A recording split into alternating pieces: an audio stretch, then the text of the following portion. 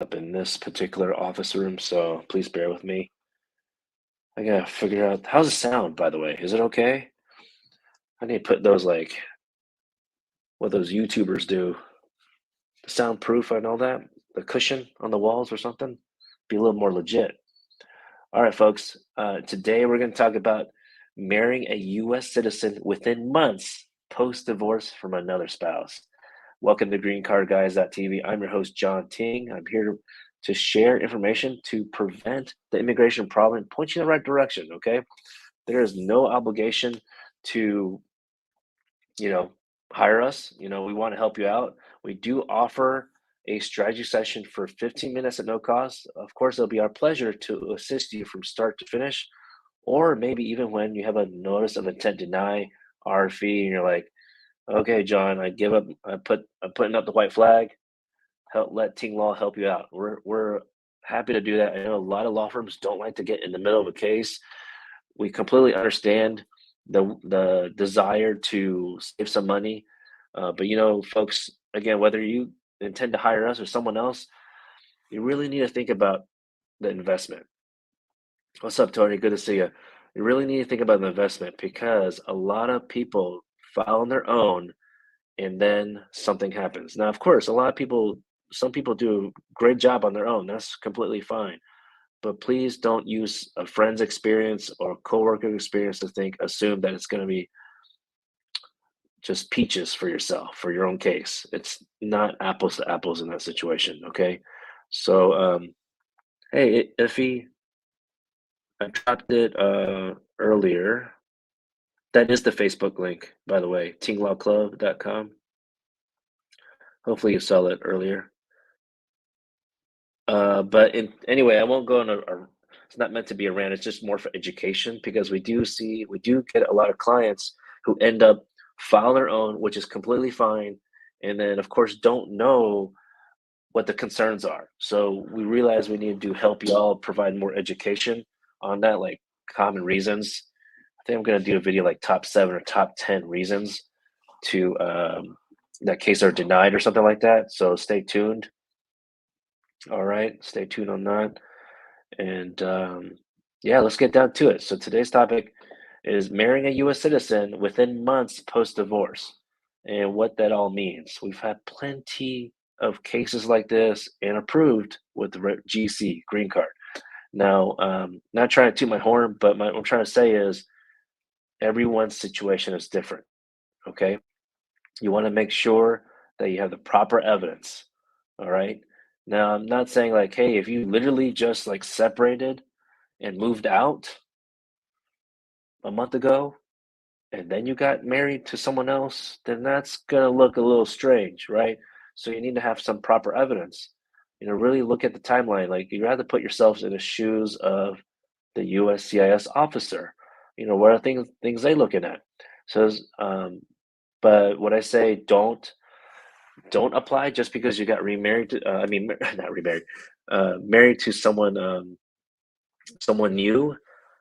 By the way, I helped with divorces a long time ago, and one of my clients actually did get remarried. So bless their hearts, it actually did work out for them for some time. Um, so if you know anyone in that situation, more power to them. Let's see. So it really depends on the facts, right? You have to look at your situation and say, well, maybe you still live in the same home, but you're separated in a different room, right?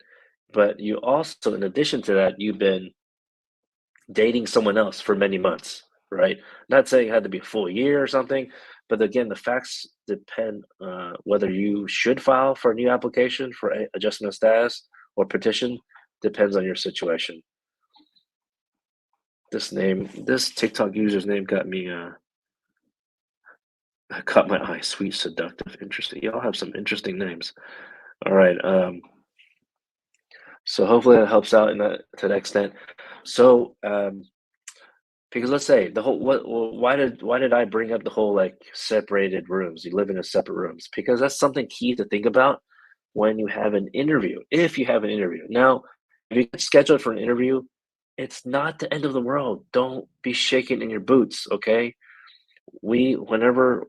Clients sign up for our max plan, one of 3 plans with us, we attend the interview, all right, with you. Okay, we meet you at the location, field office.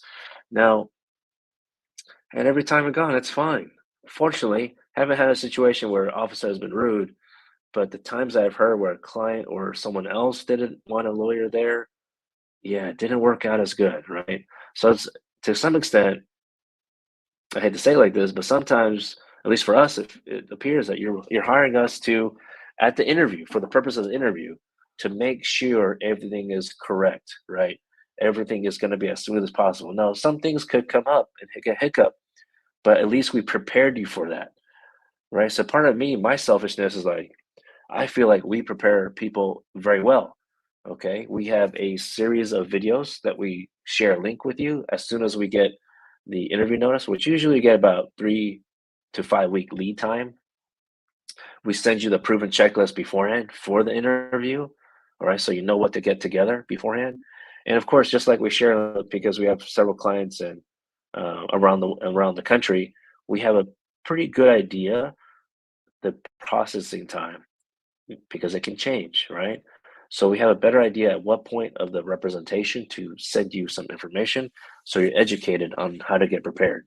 We don't want to, because we realize, y'all have busy lives. I mean, y'all on TikTok and YouTube now. I appreciate it for following us and listening here. But the time that you schedule interview prep with us, you might have to change a date because you have to go to work or something last minute, or your spouse is not available, but you're available. So that's why we have the link for a series of videos to help you all out as well. Um, Now, do you need a lawyer at the interview? I recommend it, especially if the facts are a bit different. I'm not saying everyone needs a lawyer, but maybe yeah, you got married before, divorced, and that same spouse may have filed adjustment of status for you and then withdrew it, or even wrote some kind of letter, nasty letter to USCIS. So we have to be ready for those kind of situations, okay? Because a lot of people are like, "Oh, this is gonna be easy peasy, piece of cake, not a problem." And then the people that tend to say that, I've heard, are the ones that have the problem because people call in and say, and I ask them, "What you think what the interview was gonna be like?" Given the facts of your case. Um, so yeah, it's don't think it's like easier than a job interview. Basically, some people think that. So it is possible, but just be aware. It is possible to get approved for the green card, even though you got divorced like a couple months before, within a short time of getting married to someone else. Now, I remember having a client that got divorced, let's say like January 1st. I'm just making up dates now, but January 1st, but then married to someone else like literally within 30 days. Because in Texas, he asked me to help like waive the in Texas, you're supposed to have a 30-day cooling period before getting married to someone else. But he asked me to waive it, and he got married in less than 30 days. But I was hesitant, but we provide him the proven checklist, okay, and things to be aware of, okay, and it worked out. All right, but don't go in blindly because that's when it can throw a curveball at you, the officer. All right. By the way, folks, one hot tip here, just for mindset purposes, when you go to USCIS interview and you get separated from your spouse, you got, what I see on Instagram, all these like UFC, I'm throwing it up, but like you gotta be ready. You don't want to be combative with the officer, but you gotta be ready. And I'm not trying to say be like super guarded, but you gotta be confident, okay? Y'all gotta be confident in your case, in your marriage. If you're like, I don't want to say like too nonchalant, but like, I don't know, too passive. You're not going in the interview saying, "I love my wife, I love my husband." It's not like that, right? But I don't know how else to explain it. But you really gotta be confident in your own case. Like, I guess one example is like, "Oh, what is your spouse's birthday?" And you just fumbling through, you're like, "Oh shit, I don't remember." Like, "What'd you give for your spouse last birthday?" "Oh shit, I don't remember." Like, I mean, I have a hard time remembering. I get it. My wife's probably thinking like, "What the hell? How come you don't remember some stuff?" But I can tell you, I definitely know her date of birth. Okay, I know it's the month, the date, and the year. Okay, I know which city she was born. Know her phone number. I know all her siblings' names. I know their birthdays. I know where they live. I know their pet peeves. Like, of course, you don't need to know all that, right, at a USCIS interview, but that's just how well you should be confident in your marriage so that you can actually spit out this information if they ask you, right? Imagine USCIS officer throw a curveball type question. You're like, no problem. I got that, right? Imagine how confident you feel for the rest of the interview. So we do have a PDF of like the 100 worst questions people can ask, an officer can ask. And in fact, like it's worst case scenario because these are, um, what do you call that? It's been, collaborative of other attorneys as well, the attorneys I know. So I have to share that with you. How we got to find a way. Okay. Let's see. Let's get some questions. I can share a lot of great content here, information. So hopefully, if you like this information, the way I share it, I'm just going a little more off the cuff today. Um, you know what to do. Tap the screen on TikTok and on Facebook and YouTube if you can hit the heart button or whatever you call it, the thumbs up. Okay, so I see some questions about how to contact us. Our website is greencardguys.com. Maria, are you able to type it in? Let me see if I can type it in. Green. Okay. She might advise me not to do this because TikTok is a bit strange about that kind of stuff. Let's see. Hopefully I don't get banned. Um, before I answer questions, I'm here to answer questions, absolutely. But before I get to it, folks, I'm here to share real time stories. Drum roll. Oh my goodness. Visa refused about 3 months ago.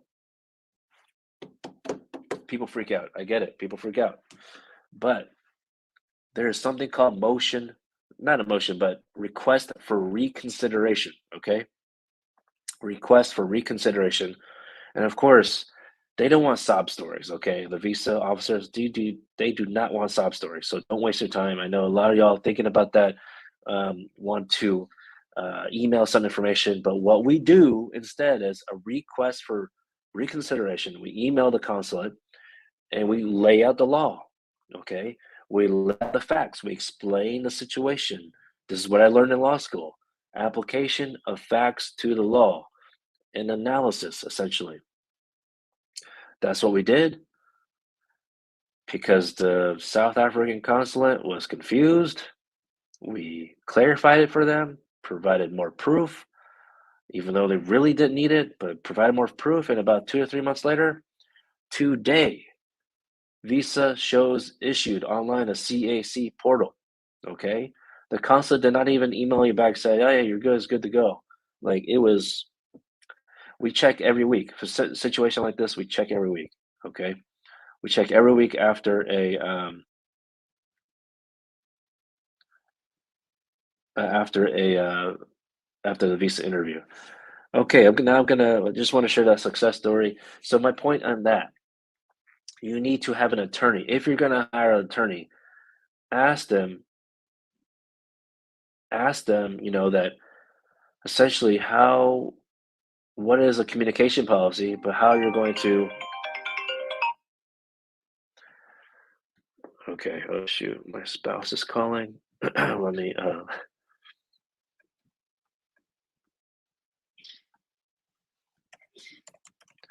Oh, that's a good thing.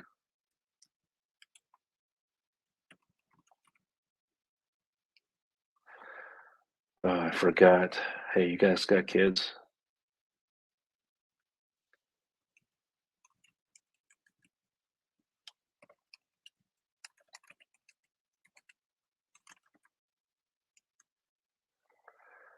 Put her on a show. I forgot to drop off the mat. Oh shoot. All my protocol. See, my workflow for the law firm is like this, but for personal life, I need to get together, folks. I need to get together, get my shit together. So, okay, okay, okay. I think it's clear now. I think we're in the clear. It definitely cannot go live for like more than 15 more minutes. But see, I just love sharing information with y'all, and then my wife calls. Let's see. Just poking fun. Let's see here. Okay, I don't even know what I was talking about. Um, Let me switch over here. Okay, Mikonen, how long will it take marriage-based green card inside USA? So if you're already married, okay, because some people forget you have to be married first to get this done for file AOS. And the reason I poke fun at that too is because some people delay, right? Some of y'all been together for many, many months or even like many years, and you're like, oh shoot, we do need to get married like legally. So, but if you've already been like what we call common law married, and your state allows for that, you can, from what I understand, you could put the date that you consider yourself common law married, and then, if possible, that can get you the 10-year GC, okay, instead of a 2-year. So that's something to consider. All right. So that's another reason to have a lawyer think about that. Okay. Now, of course, let's see here.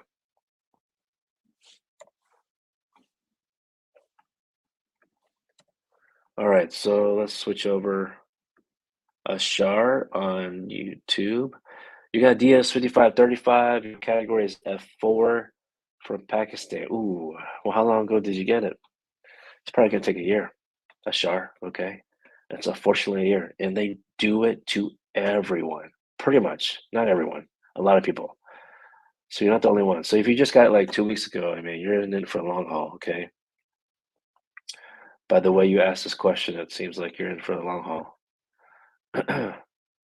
All right.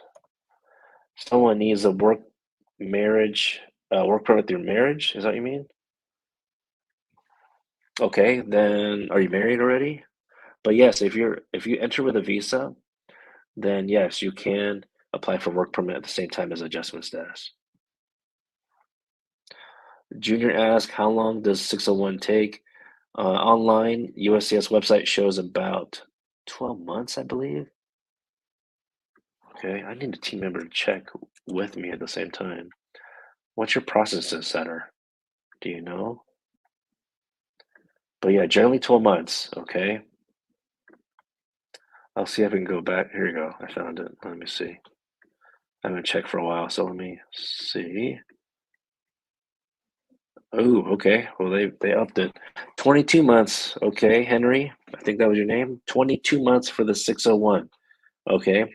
Now, people ask, can I sue USCIS before the time on the processing time schedule on the USCIS website? Yes, you can, but you still need to talk to a lawyer like our team Law Group, to see if it's, for example, like 22 months I just shared with you. And, people ask, can I file 12 months? Might want to wait a little longer. 18 months, that sounds more unreasonable, right? But you don't actually have to wait 22 months.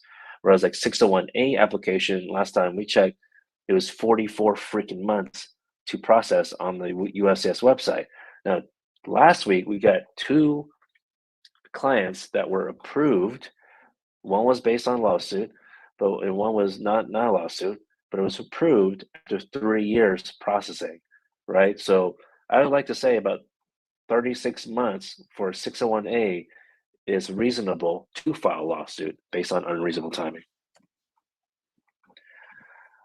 Alrighty. YT Tops on YouTube, you got your 45 approved yesterday with no interview. Congratulations to you. Do you know how long the card will take? I believe, yeah, some of the card production has been delayed, but I don't think it's everyone, because most of our clients have been approved. We only have one client that's still waiting since April, and it's weird. That was one of the clients that we, mailed in the medical like after, um, and after they received the medical results, it was like approved online 1 day later. So I don't know what it is. prediction, my assumption is that they changed vendors for the green card production, and I don't know if they're using the same vendor across the United States, the entire United States. So I don't know if that. Yeah, that's strange. But other than the, if you're the one of the lucky ones, then maybe 3 to 4 weeks. Okay. And by the way, folks, if you get the green card or even the work permit and you're waiting for social number, I would say if it's been more than a month, don't wait any longer. Go ahead and schedule an appointment with this Social Security Administration, SSA. And then our clients have been able to get the social number, okay?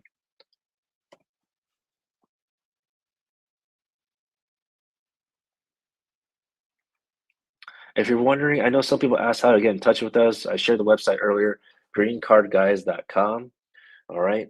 But if you're driving or you're on TikTok, YouTube, you can go ahead and subscribe or follow um, whichever channel you're on right now so you don't forget because you could get busy and then forget, oh shoot, I just, because I know how I think this feed works like up and down, right? So you might forget. There's a bunch of us. So I greatly appreciate a follow or subscribe, and you get the future notifications. And then that way, you remember, like after work, you can DM us whenever your boss is out of the way. Okay, Madeline, if I'm pronouncing your name correctly, Miss Hernandez, can you get a permit travel document with a permanent green card through marriage? I think I understand your question. It depends on timing, right? So if your case is still processing, yes, you can apply for a travel document, aka Events Pro, and then receive that document, the card. Okay. Sometimes it comes in a combo card with your work permit, employment authorization. Sometimes it's separate. Okay. Um, so just depends. But if you already have a resident card, or in the future, then you don't need a separate travel document. Now, one thing to consider after you obtain residency is when you do travel, how long will you be out, right? Because you want to maintain residency in the US, which is 6 months out of a year. So even, the whole experience with pandemic, a lot of people didn't think to do this, of course, right? But it would have been hard to predict. But let's say you think your job has told you you're going to be out for 3 months outside the United States, and you're like, cool, I got a green card, I'm good. But what if they extend it? So you have to ask your company, is there any possibility that you think this 3 month post outside US is going to be longer? Because if so, I need to apply for reentry permit. So don't just assume it's going to be just 3 months or whatever it is. And then they message you, say, bro, you're going to stay out there for a bit.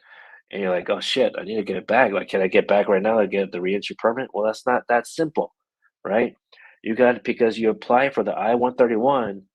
Now I gotta check this out. The processing time is valid for 2 years, but it's proof that you want to maintain residency.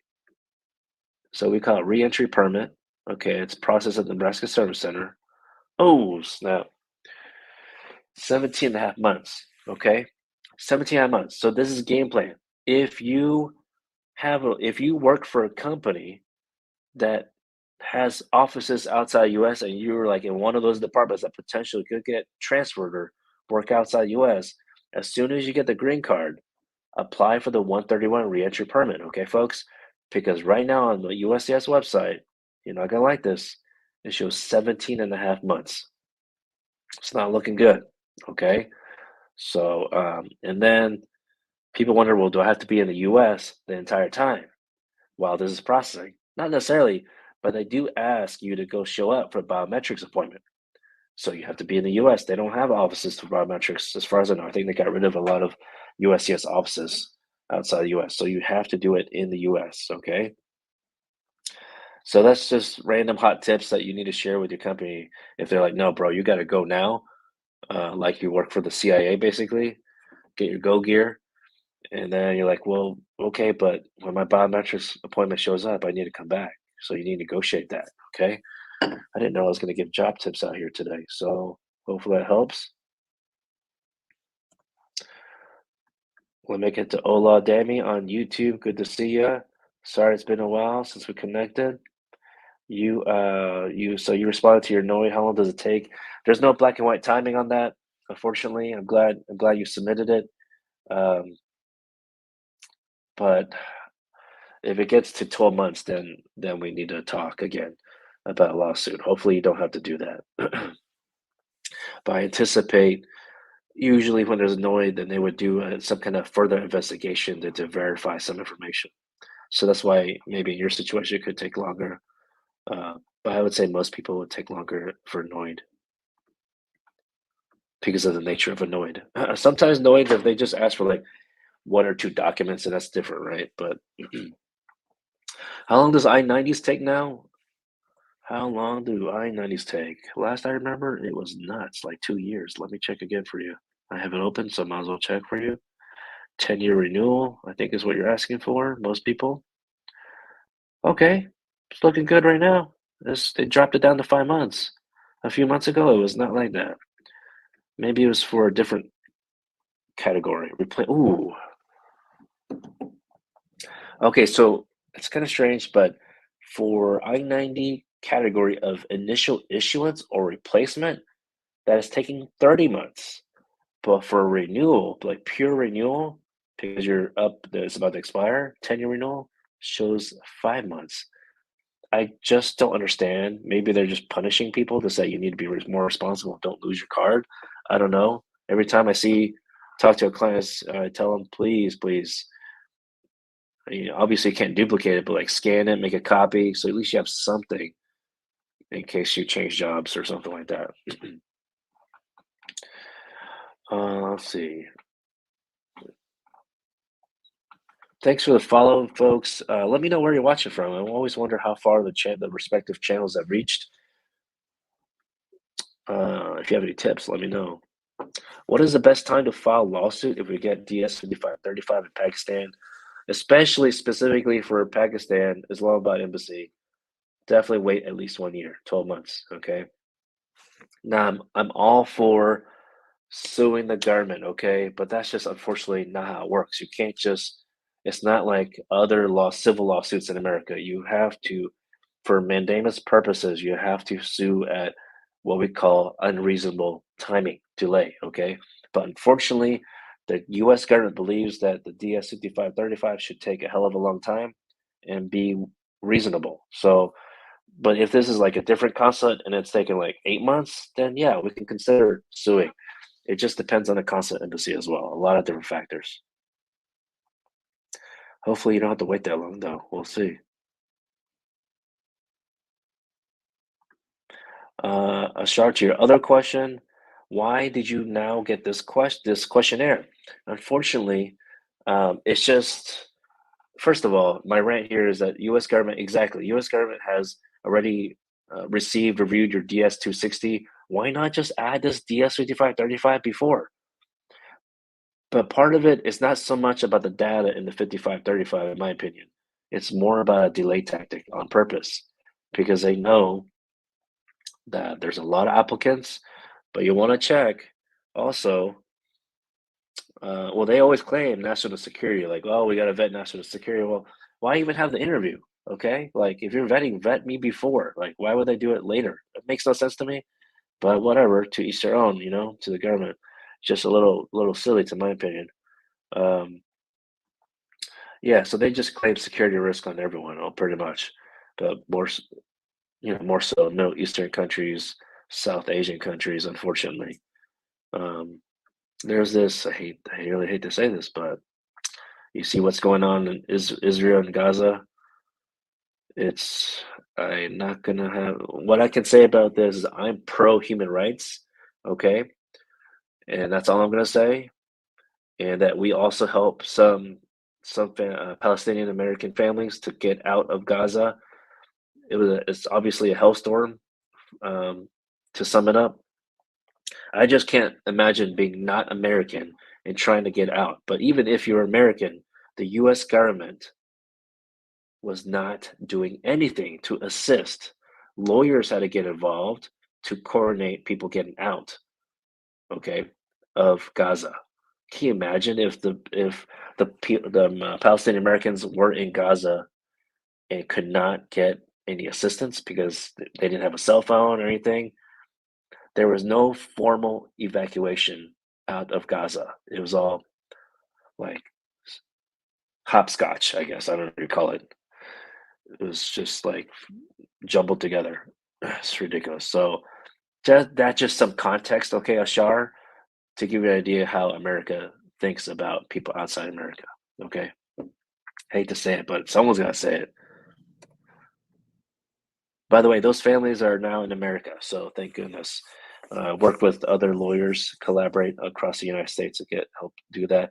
Any little thing we can do. Um, it's unfortunate it has to get to that point. Hola, it's been 14. It's been 14 months since you sent it in. The annoyed response. I thought it was less than that. I thought it was like I don't have the best memory, but I guess that's pretty decent. Was I thought that was early, like in spring. Alrighty. Alicia, forever, ever. Any advice on overcoming visa interview anxiety? Yeah, I have several tips. One of them is, just reviewing the application. Everything's correct. It also depends on the context of what type of visa. Is it marriage? Are you consular processing? Are you abroad? Or are you in the US? Um, if you're abroad, it should be less a- anxiety, I guess, because your spouse would not even be there, right? But so that being said, you wouldn't even be in the interview that long, not as long as the ones in the US.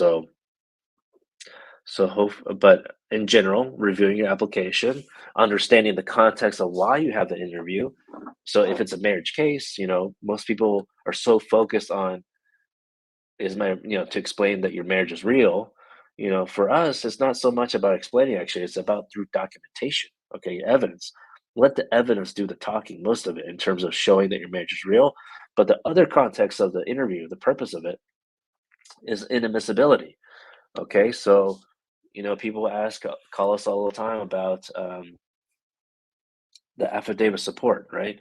Just some tips on that. I have some videos on YouTube about the affidavit support, or you need joint sponsor, or you don't know a joint sponsor, so you can find other ways. So that's one of the things, in terms of admissibility, is having someone be able to sponsor you financially. Now, or public health grounds. Some people have not taken the COVID-19 vaccine or another vaccine, but that's required to obtain residency. So there's a bunch of other things. Um, so just knowing the context, okay. But I can of course share more. I should record a video about this. That was a great question. Maria, can you write that down? I hope. I think she's on.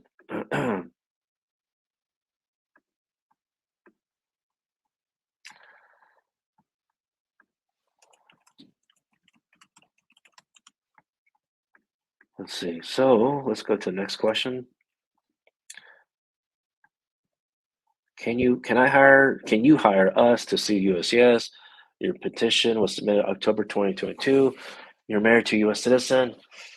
October 2022, so that's at least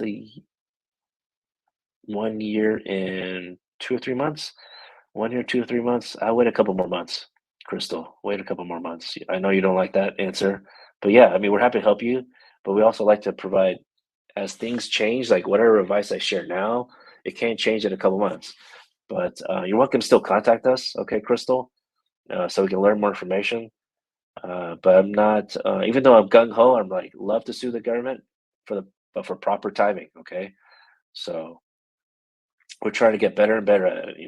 We can't get it perfect every single time. And also, the other factor that some people don't think about is it depends. Sometimes it depends on you as attorney, the whoever is assigned to them, because they might not have as much. I don't know, call it leeway is the right word, um, but they might not understand how much they can push their client, like USCIS, or to verbally encourage them to say, "Hey, what the hell's going on?" Basically, right? I guess I wouldn't be the perfect U.S. attorney in that sense. I'll just go straight to the point. But I have noticed in general that I've been having a lot more pushback from USCIS and State Department. So They've been filing more motions to dismiss. So we're constantly every day trying to be cognizant of timing to sue. But I get it. Like a lot of y'all don't want to wait anymore, especially if you're abroad. By the way, folks, you might not have known this, but if you have applied for asylum or you know someone applied for asylum, and if it's been at least 4 years pending, and your friend or your buddy has talked to you about like basically their reason for leaving the country, then they might want to consider a mandamus lawsuit because we've been when it reaches 4 years pending. Some people call us and been like 6, 8 years. We are able to get the interview usually like within 6 months, sometimes in 2 months.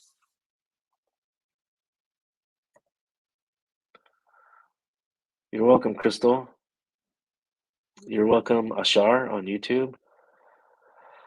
Uh, you're welcome for the guidance. You asked, are there some Muslim names that are security concerns, and for that reason, person who is immigrating match names? Okay, I got you. I see your other situation. Now, yeah, when your travel history also has an issue is an issue, especially for certain countries. So they want to vet that out somehow. I don't know how they vet that, like who you talk to in that country where you visited, what you do there. So I don't know how they get that without talking to you about it. So it's kind of interesting. I mean, there's been situations where we sue the government. The client went to the embassy at the time that they were requested to show up again, like a year later, and then the officer at the clerk's window asked, "Hey, did you submit your DS 5535?" And we're all like, what the hell?" Like, sorry about that. Like, they submitted that a year ago. Like, how can you ask that question? Of course, they just pulled it up. Like it was simple. They just pulled it up. I'm like, oh, there it is. So I was like, you're telling me like you had it this whole time and now you're just found it? Like, you gotta be kidding me. So literally, I think that when you submit the DS 5535 back to the consulate embassy, it's literally sitting there. Okay. So that's why if you, especially folks, if you've been waiting 12 months after your visa interview, let's talk. Okay. Let's talk. I can't guarantee we're gonna file a lawsuit for you, but let's talk about it. Okay, Ella Bebe. That's a cool name. Just rolls right off the tongue. Green card holder for 4 years and 6 months. When can you apply for citizenship? Tres más meses, 3 more months. So yes, we use a 3 and 5 year rule, but you can actually apply, assuming you've been living in the same jurisdiction area, we call it region, then you can apply in 3 more months. Okay, you're almost there. That's great. At least in 2023, citizenship naturalization application been processing about 3 to 5 months. Okay, in 2023. I have no idea what's going to happen in 2024. Hope it's going to be even shorter, but that's just wishing a lot. Effie, sorry, I just saw your comment. Let me see if I can pin it. Is submitting a shared, there you go, pinned, shared bank account compulsory for AOS, marriage based? I highly recommend it because you need to have some kind of financial document to show that you both have access, like literally, or like a credit card. You can try a credit card. I've never tried it. We've always encouraged clients to get shared bank account. Now, look, that shared bank account does not have to be the main bank account. Okay, so hopefully that helps. You can just create a new bank account if you want to, or whatever your existing bank accounts, checking account, savings. You just share one of them. It doesn't have to be all of them. Okay, so hopefully that helps. Hopefully you're less anxious knowing that it does not have to be all the checking accounts, just one. Okay. I've never had an officer ask for more than how come, or ask, well, how come you don't have more than one bank account shared together? I think I don't have percentages obviously, but I think it is to some extent common that if people that already have status and don't have to go through the immigration process, that it's common that there's some people don't share a bank account. I think it's a good idea to share at least one bank account, especially if you have kids. But anyways, hopefully that helps. Okay, folks, I have time to answer two more questions. But before I get to that, folks, if you're If you're on YouTube and Facebook, you can see this, but I'm gonna just pop up here. We do have a free guide on our website. Okay, we have several different free guides. This one about mandamus, suing for status. Here's another one.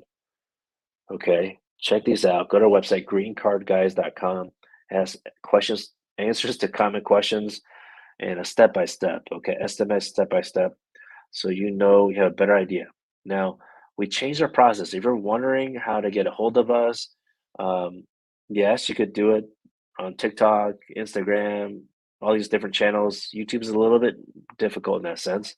There's no DMs there, but give us a call. Don't be shy. Okay, give us a call. But if you go to our website, you answer a few questions, which we highly recommend because it's just faster that way. Um, then you're going to have to schedule a meeting with one of our care team specialists. We decided this is best moving forward for now because some people fill out the form or call us, but we're busy on the line, so we call back, and it's just a lot of phone tag, right? So to save everyone some time, after you answer a few questions on our website, go on the contact us page. It's going to redirect you to a page. So enter your name, email for our listserv. So you get all the content, tips, understand a law firm better because, especially if you're considering a higher law firm, you need to understand what we do and how we do it and what we watch out for. And then the first email you get, okay, from the listserv is a link to schedule a meeting with one of our care team specialists so they can qualify you for a consultation at no cost to you. Okay. So I guess the cost is a little bit time to do those steps, but we really try to make it as easy as possible. Some law firms don't even have like a calendar link at all. They like you hear back like in 2 weeks, if anything. So trying to keep it as easy as possible for everyone. Okay. I do see someone. Angie, what's up? You just finished fall semester. Oh, December 18th. Did you finish finals last week? Hope it went well for you. Happy to get in contact, okay, Angie? Follow follow me and ask questions. Happy to share. Happy to pay it forward. Someone with the letter N asked said, please answer. I will try to. Maria was able to find that question. Let's see.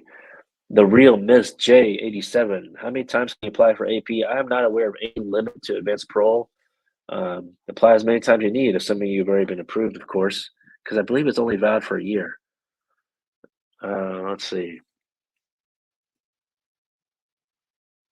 A lot of great questions. Way more questions than usual.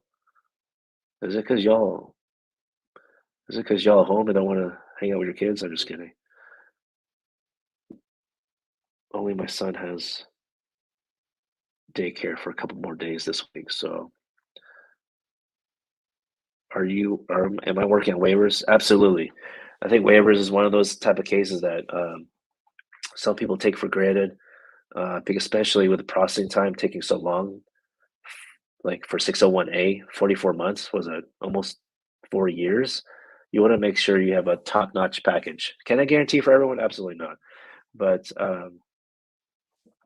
I can say the one case that resulted in denials because the spouse didn't want to cooperate anymore. So I'll just keep it at that.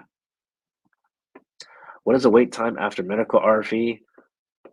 There's no black and white table, but if it's been more than 6 months, then it depends. 6 months timing after you submitting the medical does not really matter. It's more about because first of all, getting the medical RFE is supposed to waive the intent behind that. From what USCIS I understand, is to waive the interview. So even if your homies have been approved in 3 to 5 months, let them do its thing, okay? But for you, let's say we look at the file date of your application. So your file date was January 1st, 2023. And it doesn't matter, let's say between July and now, you mail back the medical results. If it's been more than 18 months since your file date, then we can sue the government, okay? But hopefully you don't have to sue the government for your situation. All right, hang tight. But it's not so much how many months after submitting the medical. So hopefully that gives you some better context. All right, folks, I appreciate it. Thanks so much for your trust to even ask a question in the first place, because there's been a lot of A lot of concerns out there, a lot of people suffering problems, delays, and we're here for you, okay? But we're not here for you on Christmas because we'll definitely be off. We're gonna have limited work on the week of Christmas, so next week. So we're just trying to jam pack as much work. My team's not gonna like me, but trying to jam pack as much work possible this week so we can have limited more time off next week. So if you don't find me on the live show later this week, I mean I do intend to be on tomorrow, but Merry Christmas and Happy New Year, okay? Talk to y'all soon and you know who to call. The green card guys. Peace.